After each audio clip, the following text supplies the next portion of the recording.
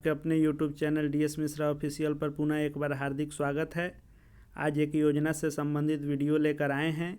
यह योजना है मुख्यमंत्री निश्चय स्वयं सहायता भत्ता योजना, जिसके तहत बिहार के युवाओं को 1000 रुपये प्रति महीना जो है भत्ता दिया जाता है बेरोजगारी भत्ता के तौर पर।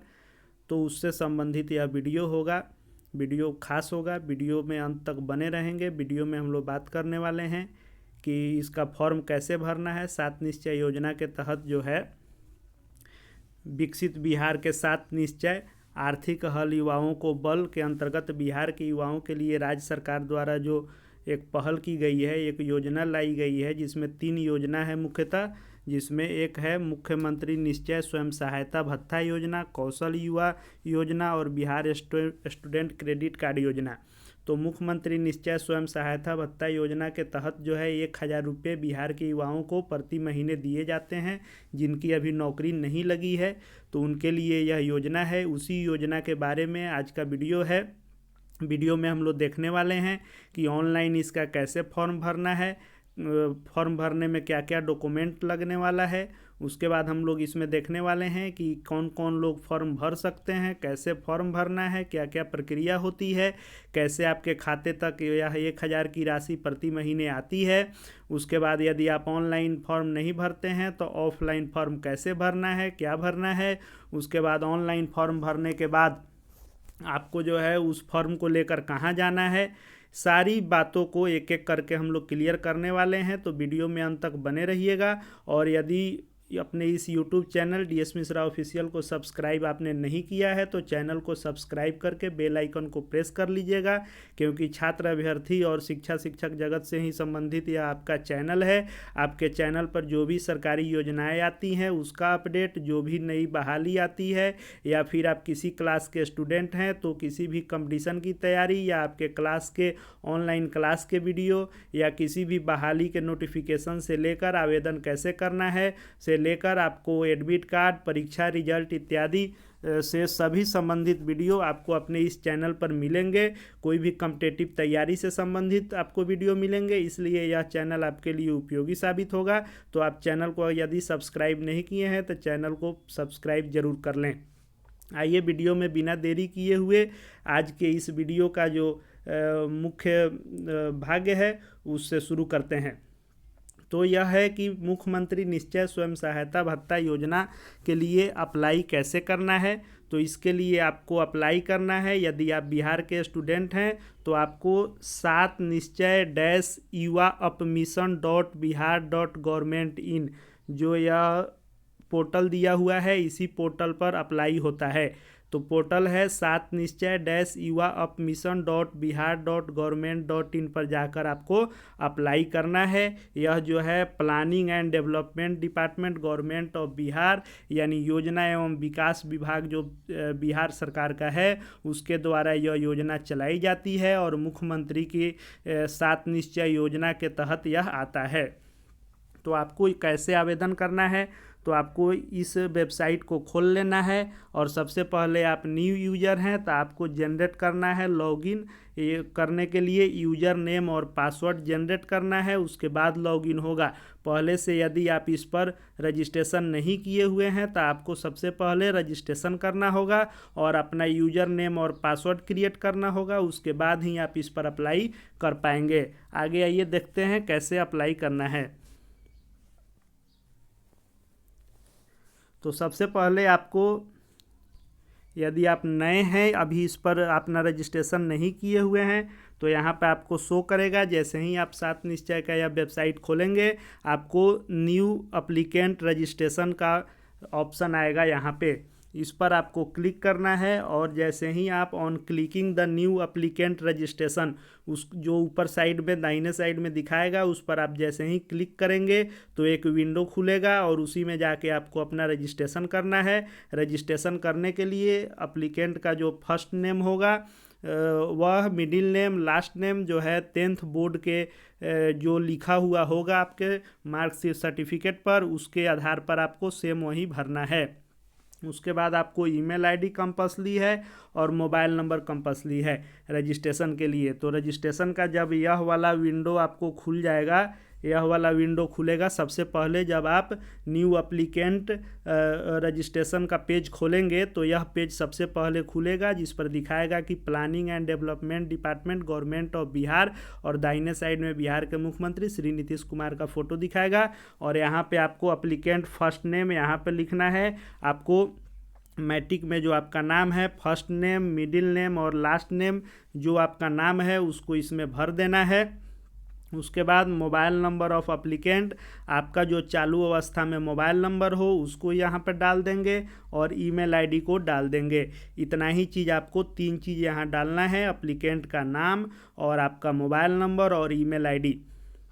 इन 3 चीज़ों को डालेंगे, कंपल्सरी है, बिना डाले रजिस्ट्रेशन शुरू नहीं होगा। इसको डालने के बाद सेंड ओटीपी यहाँ पर आप क्लिक करेंगे आपके मोबाइल ईमेल आईडी पर ओटीपी जाने के लिए। जैसे ही आपका सेंड ओटीपी पर क्लिक करेंगे आपके मोबाइल या ईमेल आईडी पर, आपके दोनों पर आएगा ओटीपी जब आएगा तो ओटीपी यहाँ पे आपको सबमिट कर देना है। जो ओटीपी आपके ईमेल आईडी और मोबाइल नंबर पर आएगा उसको यहाँ पर डाल करके और सबमिट बटन पर क्लिक कर देना है रजिस्ट्रेशन के लिए। जब आप सबमिट कर देंगे उसके बाद फिर आपको ऐसा पेज खुलेगा। सेंड ओटीपी जब क्लिक किए थे तो जब आपको आएगा ओटीपी तो ओटीपी यहाँ पर क्लिक करके आप सबमिट करेंगे। सबमिट करने के बाद आपका यहाँ पर नाम ऑटोमेटिक शो करने लगेगा, आपका मोबाइल नंबर, ईमेल आईडी और जो ओटीपी आएगा यहाँ पे आप उस ओटीपी को डालेंगे। ओटीपी जैसे ही जो आया, जैसे यहाँ उदाहरण के तौर पर दिया है कि दीपक कुमार नाम था, मोबाइल नंबर, ईमेल आईडी है और ओटीपी आया है, तो ओटीपी यहाँ पर डालेंगे और ओटीपी डाल के यहाँ पर सबमिट करेंगे। सबमिट बटन को क्लिक करेंगे रजिस्ट्रेशन के लिए। जैसे ही उस पर आप क्लिक करेंगे उसके बाद यह आपका आएगा न्यू एप्लीकेंट का जो है कन्फर्मेशन पेज आएगा। वहाँ पे गो टू होम पेज पर आपको क्लिक करना है। गो टू होम पेज पर क्लिक करेंगे तो फिर ये वाला आएगा, यानी जब आपका ओटीपी आ जाएगा और आपका पासवर्ड जब आ जाएगा तो आपको ये वाला क्लिक करना है। फिर यह खुलेगा, सेम पेज जब खुलेगा तो आपको क्या करना है, उसके बाद यहाँ न्यू एप्लीकेंट पर नहीं करना है, उसके बाद यहाँ पर लॉगिन हेयर करना है। क्योंकि अब आपका लॉगिन आईडी और यूज़र आईडी और पासवर्ड बन चुका है, तो यूज़र आईडी जो होगा वह आपका ईमेल आईडी होगा और पासवर्ड आपका आया रहेगा, वह पासवर्ड यहाँ पर आप सबमिट करेंगे। उसके बाद जो कैप्चा कोड शो करेगा उसको सही से यहाँ पर डालेंगे। उसके बाद यहाँ लॉगिन पर क्लिक करके लॉगिन करेंगे। On successful first login applicant will be directed to change his password as shown below, यानी जो पासवर्ड वहाँ से आएगा उसको आपको पहले चेंज कर लेना है, क्योंकि वह पासवर्ड टफ आता है। आप अपना आसान जो याद रहे हमेशा, क्योंकि इसको हमेशा लॉगिन करके आपको अपडेट देखते रहना है, अपना स्टेटस देखते रहना है, तो उसके लिए आपको पासवर्ड चेंज करना है। पासवर्ड चेंज करने के लिए क्या करना है उसको हम लोग देखते हैं। पासवर्ड चेंज करने के लिए यहाँ पे आएगा चेंज या रीसेट पासवर्ड, तो इंटर द ओल्ड पासवर्ड, जो पासवर्ड आया रहेगा उसको यहाँ पर आप क्लिक करके उसमें सबमिट करेंगे। उसके बाद इंटर न्यू पासवर्ड, जो आपको अपना पासवर्ड बनाना है, इस पासवर्ड में आप यह करेंगे कि पासवर्ड बनाने में आप अपने एक कैपिटल लेटर का इस्तेमाल करेंगे, एक अंक का भी इस्तेमाल करेंगे और एक स्पेशल कैरेक्टर का इस्तेमाल करके 8 या 10 डिजिट का आप पासवर्ड बनाएंगे। और पासवर्ड बनाने के बाद फिर री इंटर द पासवर्ड, जो पासवर्ड आपने बनाया है उसको यहाँ पर क्लिक करके सबमिट करेंगे। जब यहाँ पर आप सबमिट कर देंगे अपना फिर से पासवर्ड, तो यहाँ पर एक मैसेज आएगा कि पासवर्ड चेंज या रीसेट सक्सेसफुली, यानी सक्सेसफुली आपके पासवर्ड को बदल दिया गया है। उसके बाद यहाँ पर क्लिक करने का ऑप्शन आएगा, उसको क्लिक करेंगे। उसके बाद यह वाला फिर पेज खुल जाएगा और पेज खुलने के बाद on successfully login applicant will directed to enter his personal details as shown below, यानी जब आपका रजिस्ट्रेशन हो गया, लॉगिन का यूज़र आईडी और पासवर्ड आ गया और आपने पासवर्ड जब पुनः रीसेट कर दिया, यानी पासवर्ड अपना खुद से बना लिए, तो यह वाला पेज जब खुलेगा तो इस पेज में आपको डालना है यहाँ पे ऑप्शन आएगा मैट्रिक 10th बोर्ड का। यहाँ पे क्लिक करके जो ऑप्शन आएगा, यानी BACB से किए हैं तो बिहार स्कूल एग्जामिनेशन बोर्ड या CBSE या ICSE या बिहार स्टेट मदरसा बोर्ड या संस्कृत बोर्ड, जिस बोर्ड से आप बिहार के किए हैं, क्योंकि यह बिहार के ही युवाओं के लिए है, तो आप बिहार के ही किसी बोर्ड से किए होंगे, अथवा CBSE या ICSE सेंट्रल जो 2 बोर्ड है उससे किए होंगे। तो आप बिहार के यदि स्टूडेंट हैं, किसी भी बोर्ड से यदि आपने मैट्रिक किया है तो यहाँ पर उसको सिलेक्ट कर लेंगे, बोर्ड का नाम, आपका मैट्रिक में जो रोल नंबर होगा यहाँ पर रोल नंबर आप सबमिट करेंगे, उसके बाद रोल कोड सबमिट करेंगे, स्कूल का नाम सबमिट करेंगे, किस साल आपने पास किया है, ईयर ऑफ पासिंग सबमिट करेंगे। उसके बाद स्टूडेंट जो है आपसे पूछा जाएगा कि क्या आप हायर सेकेंडरी पास किए हैं, तो यस में क्लिक करेंगे इंटर वाले में, और इंटर का जो है आपको भी पूछा जाएगा कि आप कौन सा बोर्ड से किए हैं। उसके बाद आपको फिर रोल नंबर इंटर करना है, रोल कोड करना है, स्कूल नाम करना है और ईयर ऑफ पासिंग, इतना डिटेल अपना पर्सनल डिटेल इसमें सबमिट करना है। जब आप पर्सनल डिटेल सबमिट करेंगे तो इसमें आपको रोल नंबर डालना कंपल्सरी है, रोल कोड जो स्कूल का कोड होता है, स्कूल द्वारा आवंटित होता है कि किस रोल कोड के आधार पर यह पता चलता है कि किस स्कूल के आप विद्यार्थी रहे हैं। उसके बाद पासिंग ईयर, स्कूल नेम, यह कंपल्सरी है। 12 आप किए हैं तो यस में क्लिक करेंगे, यहाँ यस में क्लिक कर देना है। उसके बाद आपको जब यस क्लिक जैसे ही करेंगे इंटर वाले में, तब फिर आपको जो मैंने बताया है कि बोर्ड का ऑप्शन आएगा कि बिहार बोर्ड, की CBSE, की ICSE, की बिहार स्टेट मदरसा बोर्ड, की बिहार स्टेट संस्कृत बोर्ड, किससे आप किए हैं वह डिटेल यहाँ पर आप भरेंगे।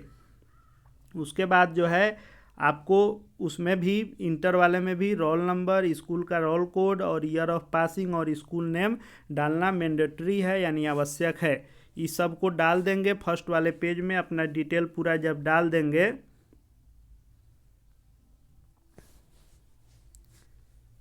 जब उस पेज को आप भर लेंगे तो उसके बाद यह वाला पेज खुलेगा। यह पेज जब खुलेगा तो इसमें आपको जो आपने पहले इंटर किया था वह स्वयं से भरा हुआ आ जाएगा। जैसे यहाँ पे उदाहरण दीपक लिखा हुआ है, तो आपको आपका जो नाम होगा वह यहाँ पे शो करेगा, क्योंकि आपने रजिस्ट्रेशन में ही भर लिया है, नाम और ईमेल आईडी और मोबाइल नंबर। यह 3 चीज़ चूँकि आपने यूजर आईडी और पासवर्ड बनाने में ही रजिस्ट्रेशन के समय ही आपने भरा है, तो यह 3 जो है ऑटोमेटिक शो करने लगेगा, इसमें आपको नहीं भरना है। उसके अलावा आपको भरना है कि फादर्स नेम भरना है, फादर्स का first name, middle name, last name, mothers का first name, middle name, last name, date of birth भरना है, एज जो है आपको भरना है कि कितने साल और कितने महीने के आप हैं, शादीशुदा हैं कि कुंवारे हैं यह भरना है। कैटेगरी आपको भरना है कि general, EWS, BC, EBC, SC, ST, विकलांग, जिस कैटेगरी में आप हैं वह कैटेगरी इसमें ऑप्शन आएगा, उसको सिलेक्ट करना है। उसके बाद आपको अपना आधार कार्ड का नंबर देना है।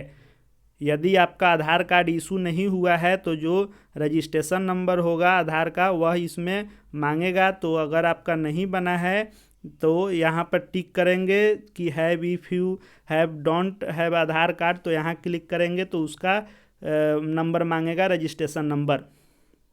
उसके बाद आपका बैंक अकाउंट का नंबर भरना है, किस बैंक में खाता है, SBI, PNB, bank of India, central bank, जिसमें आपका होगा वह यहाँ पर देना है। उस ब्रांच का नाम लिखना है, IFSC कोड देना है।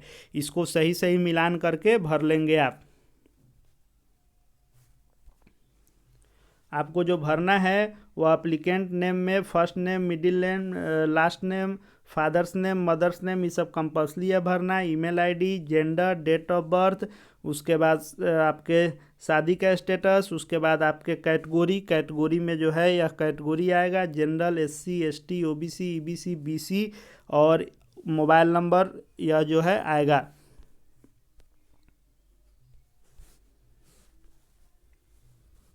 जब आप इसको भर लेंगे, जो पीछे मैंने बताया कि Aadhaar number, PAN number, bank account number, bank का नाम, ब्रांच का नाम, IFSC, इतना डिटेल जब भर लेंगे तब उसके बाद आएगा परमानेंट एड्रेस। तो परमानेंट एड्रेस में 2 ऑप्शन आएगा, रूरल का आएगा और अर्बन का आएगा। आप ग्रामीण क्षेत्र से हैं कि शहरी क्षेत्र से हैं। ग्रामीण क्षेत्र से हैं तो आप यहाँ पर रूरल पर क्लिक करेंगे, शहरी क्षेत्र से हैं तो अर्बन पर क्लिक करेंगे। उसके बाद यदि आप अर्बन क्लिक करेंगे तो आपसे हाउस नंबर मांगेगा, रोड नंबर मांगेगा, एरिया मांगेगा, डिस्ट्रिक्ट, उसके बाद नगर परिषद का नाम, नगर पंचायत का नाम या नगर निगम का नाम, पिन कोड और स्टेट। और आप यदि ग्रामीण का यह वाला सिलेक्ट करेंगे तब आपसे मांगेगा आपका village, post, police station, district और स्टेट पिन कोड इत्यादि मांगेगा। इसको आपको डिटेल सबमिट करना है, भर लेना है। उसके बाद यदि आपका दोनों एड्रेस सेम है तो 2 बार इसको नहीं भरना है, आपको सिर्फ यहाँ पर टिक कर देना है, tick if same as permanent. यदि प्रेजेंट एड्रेस और परमानेंट एड्रेस दोनों आपका सेम है तो 2 बार नहीं भर के यहाँ पर जैसे ही आप क्लिक करेंगे वो यह वाला जो एड्रेस होगा वो ऑटोमेटिक यहाँ आ जाएगा। लेकिन यदि दोनों एड्रेस आपका अलग अलग है तो दोनों में अलग अलग सबमिट करेंगे। तो परमानेंट एड्रेस और रेसिडेंशियल एड्रेस जो वर्तमान का है वह दोनों एड्रेस जब आप भर लेंगे तो सबमिट बटन पर क्लिक करेंगे।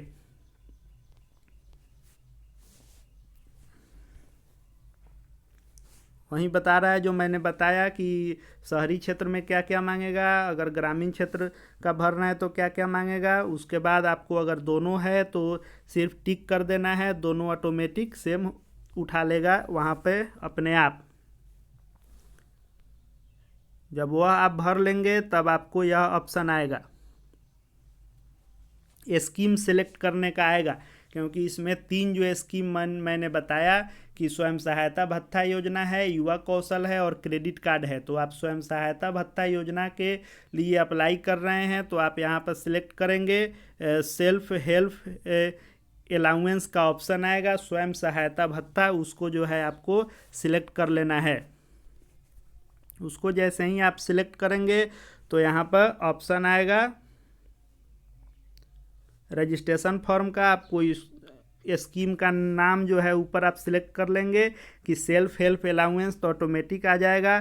12 या इंटरमीडिएट जो है आपने किस बोर्ड से किया है, अगर बिहार बोर्ड से किए हैं तो बिहार स्कूल एग्जामिनेशन बोर्ड या CBSE या ICSE या संस्कृत बोर्ड, जिस बोर्ड से किए हैं वह यहाँ पर आएगा। उसके बाद रोल नंबर आ जाएगा, स्कूल का कोड आ जाएगा, स्कूल का नाम आपको भर देना है, ईयर ऑफ पासिंग यहाँ आ जाएगा।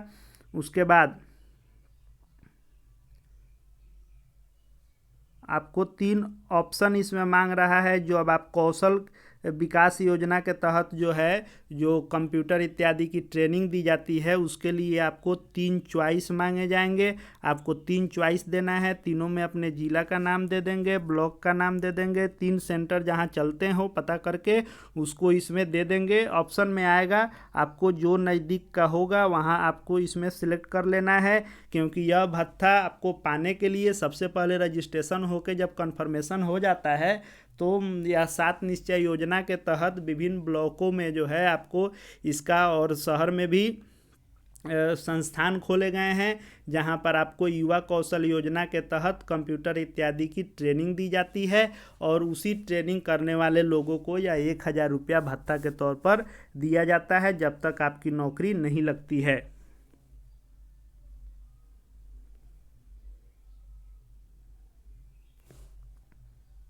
इसमें आपको कोई डॉक्यूमेंट नहीं लगाना है। डॉक्यूमेंट कहाँ लेकर जाना है उसके बारे में भी आगे हम लोग चर्चा करेंगे, वह आगे के पेज में हम बताएंगे।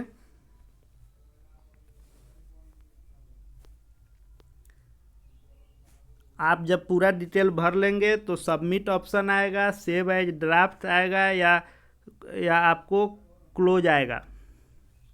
तो आपको क्या करना है कि इसमें अगर सब कुछ सही भरे हैं तो सबमिट कर दीजिए, चेक करना है तो सेव एज ए ड्राफ्ट करके चेक करके तब सबमिट कीजिए। अगर आपका सही है तो सबमिट कर दीजिए, क्लोज नहीं कीजिएगा, नहीं तो वापस जो है फिर से फर्स्ट पेज पर चल जाएगा। तो आप सबमिट कीजिए और सबमिट करने के बाद आपका ऑनलाइन फॉर्म भरा गया। ऑनलाइन फॉर्म आपको भर लेना है। ऑनलाइन फॉर्म कौन कौन भरेंगे, या यदि ऑनलाइन करने में आपको असुविधा है तो ऑफलाइन कैसे भरना है, और ऑनलाइन भरने के बाद डॉक्यूमेंट कहाँ लेकर जाना है, उसके बारे में हम लोग विस्तृत चर्चा अब करेंगे। तो 7 निश्चय के लिए युवाओं को जो है कौशल पर बल देने के लिए 3 योजना शुरू की गई है, जिसमें पहला है स्टूडेंट क्रेडिट कार्ड योजना। इस योजना का नोडल विभाग जो है शिक्षा विभाग होता है और आपको कोई भी कोर्स करने के लिए 4 लाख रुपये तक की राशि दी जाती है, जिस पर कोई ब्याज नहीं लगता है। इसका जो है गाइडलाइन शिक्षा विभाग पटना द्वारा निर्गत किया गया है, आप उसको देख सकते हैं। यदि आपको क्रेडिट कार्ड योजना का भी लाभ लेना है, आपको कोई भी कोर्स करना है, तो जिस कॉलेज से करना होता है उस कॉलेज को चेक किया जाता है या लिस्टेड होता है कि किस किस कॉलेज में जो है आपको कोर्स करने पर यह 4 लाख रुपया स्टूडेंट क्रेडिट कार्ड योजना का लाभ आपको दिया जाएगा। दूसरा है कौशल विकास योजना। इसके तहत आपको नोडल विभाग इसका जो है सो श्रम संसाधन विभाग होता है और इस योजना के तहत युवाओं को भाषा हिंदी अंग्रेजी एवं संवाद कौशल और बुनियादी कंप्यूटर ज्ञान एवं अन्य कौशल विकास हेतु प्रशिक्षण प्रदान किया जाता है।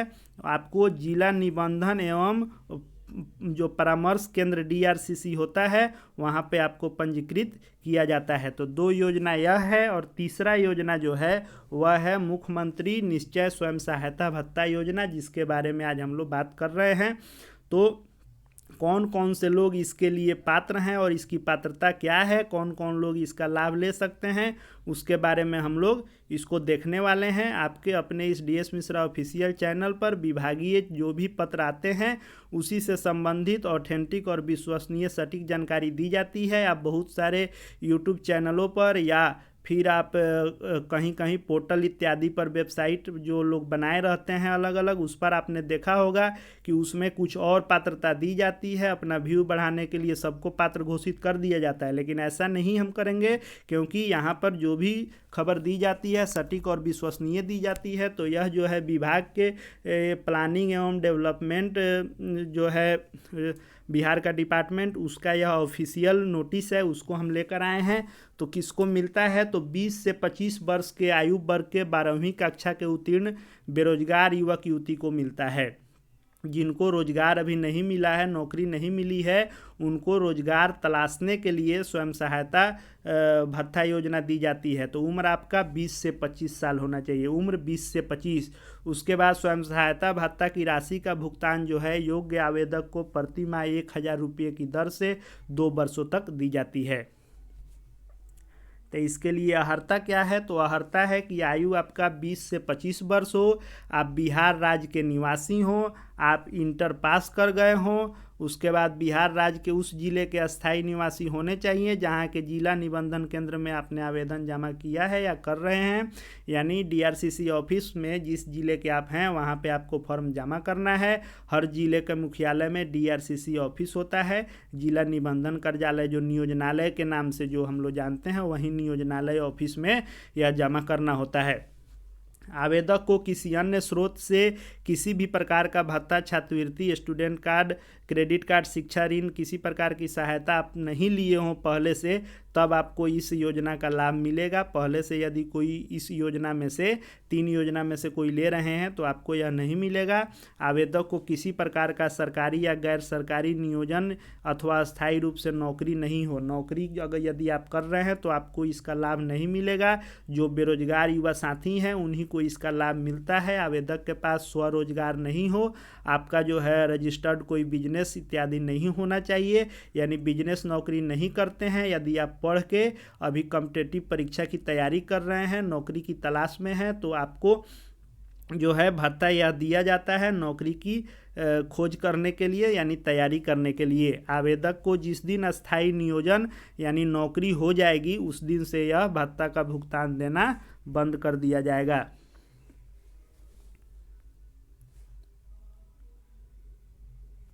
इस योजना के तहत स्वयं सहायता भत्ता की राशि प्राप्त करने के लिए आवेदन देने वाले बेरोजगार युवक युवतियों को श्रम संसाधन विभाग द्वारा संचालित भाषा, संवाद एवं बुनियादी कंप्यूटर ज्ञान का प्रशिक्षण अनिवार्य रूप से प्राप्त करना होगा। यानी जैसा कि मैंने पहले भी बताया कि आपको रजिस्ट्रेशन जब आपका DRCC ऑफिस में नियोजनालय में हो जाएगा तब आप जो सिलेक्ट करेंगे 3 ऑप्शन, जहां पे आपको कुशल युवा कार्यक्रम के तहत जो है कंप्यूटर ज्ञान लेना है, फ्री ऑफ कॉस्ट होता है वह, वहाँ पर आपको ट्रेनिंग लेना होगा। तभी ट्रेनिंग के बाद जो है आपको यह योजना का लाभ दिया जाएगा। ट्रेनिंग जब आपका कंप्लीट होगा उसके बाद से आपको 1000 रुपया भत्ता के तौर पर हर महीने दिए जाएंगे। आवेदन करने की प्रक्रिया जो है हमने पहले ही देखा है कि स्वयं सहायता भत्ता एक स्टूडेंट क्रेडिट या कौशल विकास योजना से संबंधित आवेदन करने के लिए एक ऑनलाइन पोर्टल विकसित किया जाएगा, यह लिखा हुआ है, लेकिन किया गया है क्योंकि यह जब योजना लागू हुई थी तभी का यह ऑफिशियल नोटिस वेबसाइट पर अभी तक इसी को डाला गया है, तो यह चालू हो गया है। और जैसा कि मैंने पीछे बताया कि मोबाइल नंबर इत्यादि से आपको कैसे ऑनलाइन फॉर्म भरना है उसी के बारे में बता रहा है कि ऑनलाइन आपको फॉर्म भरना है। उसके बाद जो इंटर नहीं किए हैं, जो 10वीं कक्षा ही उत्तीर्ण है और किसी कारणवश आगे की शिक्षा प्राप्त नहीं कर पा रहे हैं और जिनकी आयु 15 से 20 वर्ष के अंतर्गत है और वे कौशल विकास हेतु प्रशिक्षण प्राप्त करना चाहते हैं, तो वे भी इस वेब पोर्टल पर आवेदन दे सकेंगे और उनके लिए भी श्रम संसाधन विभाग द्वारा संचालित कुशल युवा कार्यक्रम का प्रशिक्षण प्राप्त करना अनिवार्य होगा। तो आपको ऑनलाइन फॉर्म भरने के बारे में हमने बताया है। अब आवश्यक कागजात क्या क्या चाहिए। आपको ऑनलाइन फॉर्म भरने में कोई भी डॉक्यूमेंट सबमिट नहीं करना है, लेकिन जब आप ऑनलाइन फॉर्म भर लेंगे तो उसका प्रिंट आउट निकाल करके और जो अभी हम बताएंगे यह कागजात साथ में लगा करके आपको DRCC ऑफिस नियोजनालय में जो है जिला निबंधन कार्यालय जिसको नियोजनालय के नाम से हम लोग जानते हैं, उसमें ले कर के जाके इसको वेरीफाई कराना होता है। तो उसमें क्या क्या डॉक्यूमेंट लगेगा, तो पहला लगेगा 12वीं कक्षा या उसके समकक्ष परीक्षा उत्तीर्णता संबंधी प्रमाण पत्र, यानी संस्कृत बोर्ड से आप किए हो या मदरसा बोर्ड से किए हो तो उस बोर्ड में जो 12वीं इंटर के समकक्ष जो कोर्स होगा वह कोर्स यदि किए हैं या बिहार बोर्ड या CBSE से किए हैं तो 12 यानी 12वीं पास हैं तो उसका प्रमाण पत्र आपको लगेगा। उसके बाद 10वीं का लगेगा क्योंकि जन्मदिन उसी में रहता है और उसी से वेरीफाई किया जाता है, तो मैट्रिक और इंटर का सर्टिफिकेट लगेगा। उसके बाद आवासीय प्रमाण पत्र लगेगा, आप जिस जिले के हैं वहाँ का आवासीय प्रमाण पत्र बना हुआ होना चाहिए। उसके बाद जो बैंक का लिस्ट है उसमें जो है अनुसूचित बैंक में आवेदक के नाम से आपका स्वयं का खाता होना चाहिए और खाता संख्या तथा बैंक पासबुक की प्रथम पृष्ठ की छाया प्रति लगेगी, यानी फर्स्ट पेज में जिस पर आपका नाम इत्यादि रहता है, बैंक का नाम रहता है, IFSC कोड और बैंक का अकाउंट नंबर इत्यादि रहता है, उसका प्रथम पेज जो है आपको फोटोकॉपी कराना है, उसको लगाना है और आधार कार्ड लगाना है। उसके बाद जो भी यह होगा उसकी स्व अभिप्रमाणित आवेदन प्रपत्र एवं आवश्यक कागजातों की छाया प्रति अभिलेख के रूप में रख ली जाएगी, यानी जो आपने ऑनलाइन फॉर्म भरा है उस ऑनलाइन फॉर्म के प्रिंट आउट पर भी सेल्फ अटेस्टेड आपको कर लेना है और जो भी कागज़ लगाना है उसको भी सेल्फ अटेस्टेड कर लेना है।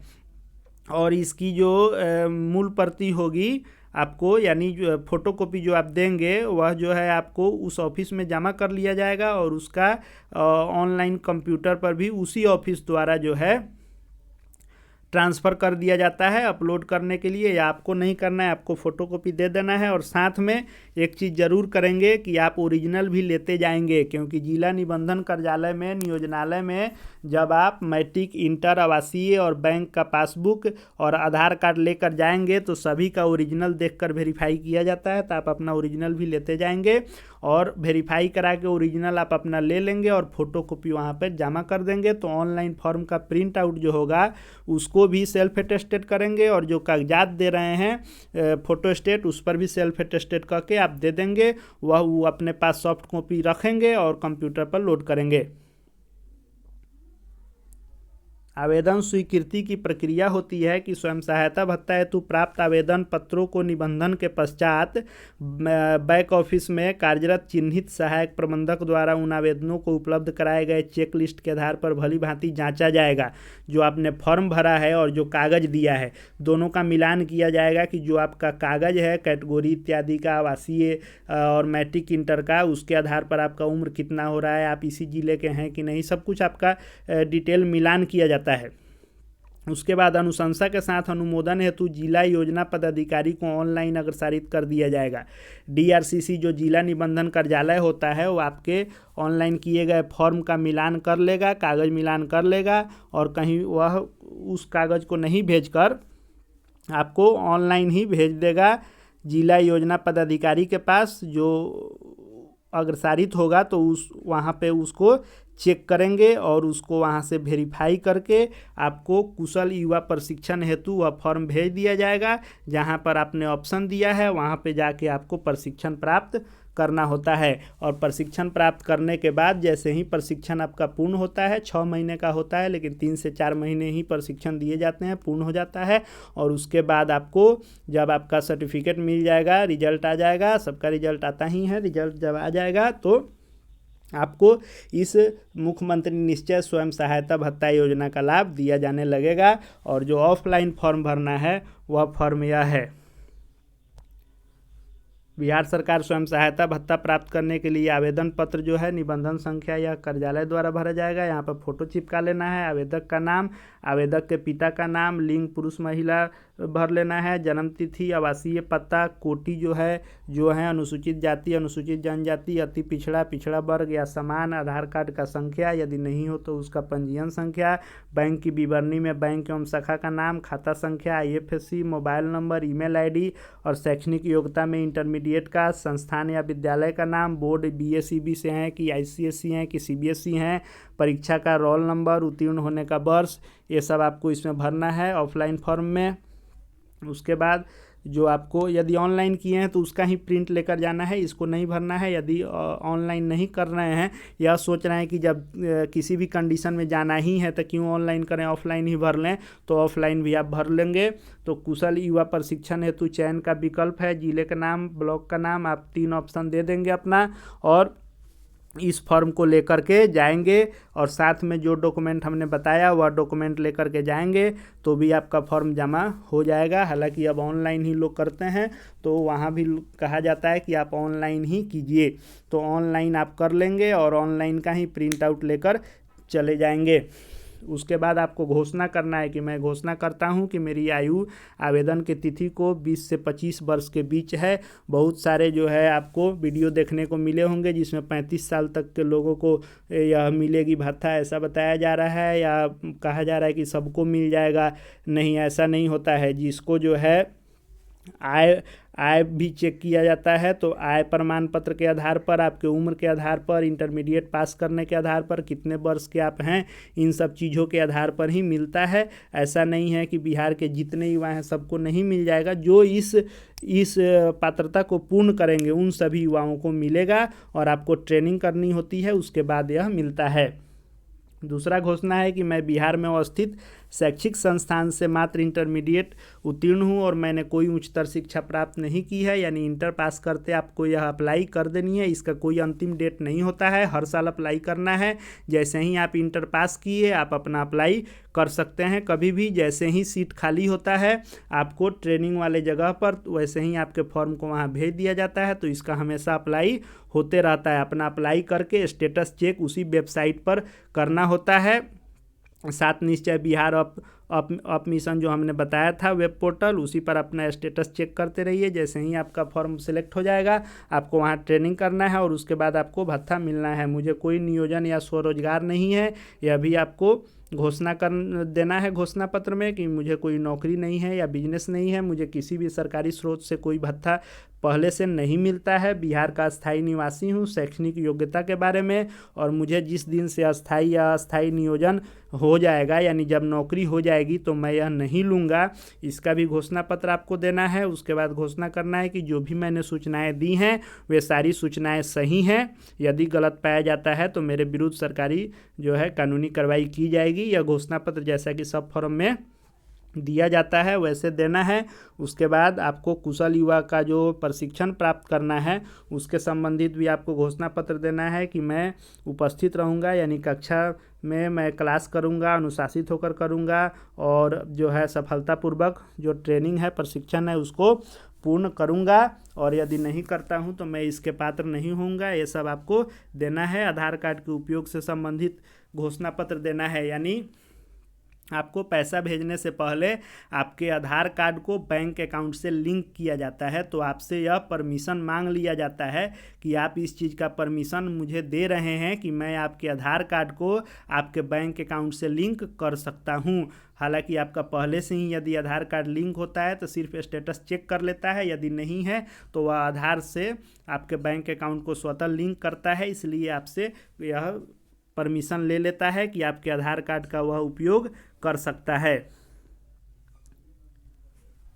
उसके बाद जो है या जो भी घोषणा पत्र इसमें लिखा रहेगा वे सारे को पढ़ लेना है और यहाँ पर अपना सिग्नेचर कर लेना है, यहाँ पर स्थान दे देना है, यहाँ पर तिथि दे देना है। और या तो ऑफलाइन भर रहे हैं तो इस ऑफलाइन के 3 पेज को भरकर, और यदि ऑनलाइन भरे हैं तो जो प्रिंट आउट निकलेगा उस फॉर्म को सेल्फ अटेस्टेड कर करके, और सेल्फ अटेस्टेड करना है क्योंकि वो उसमें तो सिग्नेचर हो नहीं रहा है, तो इसमें क्योंकि सिग्नेचर हो जाएगा तो इसको सेल्फ अटेस्टेड नहीं करना है, लेकिन ऑनलाइन वाले को सेल्फ अटेस्टेड करके और जो डॉक्यूमेंट लगेगा उसके फोटोकॉपी पर सेल्फ अटेस्टेड लेके और ओरिजिनल वेरीफाई के लिए दिखाने के लिए यह सारे कागज़ को लेकर आपको DRCC ऑफिस जिला निबंधन कार्यालय में आपको जाना है, जिसको नियोजनालय के नाम से हम लोग जानते हैं, और उसमें इस फॉर्म को जमा करना है। और जमा जब आप करेंगे तो आपको एक प्राप्ति का रसीद मिलेगा, पावती रसीद मिलेगा कि आपने इस फॉर्म को जमा किया है। इसमें आपका नाम रहेगा और इसमें दिनांक रहेगा, निबंधन संख्या जो वहाँ पर दर्ज होगा वह आपको दिया जाएगा, और जो इसको प्राप्त करेंगे आपसे वे अपना सिग्नेचर करेंगे और आपको यह रिसीविंग दे देंगे कि आपने फॉर्म जमा किया है। तो आप ऑनलाइन या ऑफलाइन दोनों में किसी प्रकार से आप करके साथ में कागज़ लेकर के जिला नियोजनालय में जमा करेंगे, और वहां से आपको SMS के माध्यम से या ईमेल ID पर या मोबाइल नंबर पर अद्यतन सूचना दी जाएगी। यदि सूचना नहीं मिलती है तो आप ऑनलाइन पोर्टल वेबसाइट पर भी जाके सूचना ले सकते हैं, या किसी प्रकार की सहायता के लिए इस टोल फ्री नंबर 1800 34 56 44 4 पर जो है आप फ़ोन करके भी आप अपना अद्यतन स्टेटस की जानकारी ले सकते हैं। और इस मुख्यमंत्री निश्चय स्वयं सहायता भत्ता योजना जो 7 निश्चय के तहत युवाओं को बल कौशल योजना के तहत आपको यह मिलने वाली है 1000 की राशि ट्रेनिंग के पश्चात। इसके लिए आप आवेदन कर सकते हैं। यदि आपने इस DS मिश्रा ऑफिशियल चैनल को अभी तक सब्सक्राइब नहीं किए हों तो अब चैनल को निश्चित रूप से सब्सक्राइब कर लेंगे, क्योंकि आगे भी जो भी बिहार सरकार या केंद्र सरकार द्वारा आपके लिए योजना आएगी उस योजनाओं का अपडेट, या कोई भी बहाली आती है, कोई भी नियमावली आते हैं, या किसी क्लास के आप विद्यार्थी हैं तो आपके परीक्षाओं से संबंधित, आपके क्लास के ऑनलाइन वीडियो से संबंधित सारे प्रकार के अपडेट के लिए, या कोई भी नौकरी से संबंधित तैयारी के लिए, उसके परीक्षा आवेदन रिजल्ट नियुक्ति इत्यादि के हर प्रकार के अपडेट के लिए, छात्र अभ्यर्थी हैं, शिक्षा से आप जुड़े हुए हैं या आप शिक्षक हैं तो चैनल को निश्चित रूप से सब्सक्राइब करके बेल आइकन को प्रेस कर लेंगे, ताकि आगे आने वाली जो भी अपडेट होगी वो आप तक पहुंचेगी। आप वीडियो आपको उपयोगी लगा हो तो लाइक करें, अन्य दोस्तों के लिए शेयर करें ताकि इसका लाभ उनको भी मिल सके। कमेंट करके और जिस विषय पर वीडियो आप देखना चाहते हैं हमारे चैनल पर ज़रूर बताएंगे। साथ ही साथ अन्य सोशल मीडिया प्लेटफॉर्म जैसे फेसबुक, इंस्टाग्राम, यूट्यूब आप देख ही रहे हैं, उसके बाद ट्विटर और टेलीग्राम, इन पांचों सोशल मीडिया प्लेटफॉर्म पर सेम नाम से @DS मिश्रा ऑफिशियल से आप सर्च करके हमसे जुड़ सकते हैं। जो भी अपडेट आएगा सभी सोशल मीडिया प्लेटफॉर्म पर दी जाती है, आपको मिल जाएगा। हमसे जुड़ें, हमारे चैनल को सब्सक्राइब करें। आपके लिए चैनल हमेशा कोशिश करता है कि आपको अपडेट रखे और आपके लिए उपयोगी और महत्वपूर्ण वीडियो आप तक पहुंचाता रहे। वीडियो को देखने के लिए आपका बहुत बहुत धन्यवाद।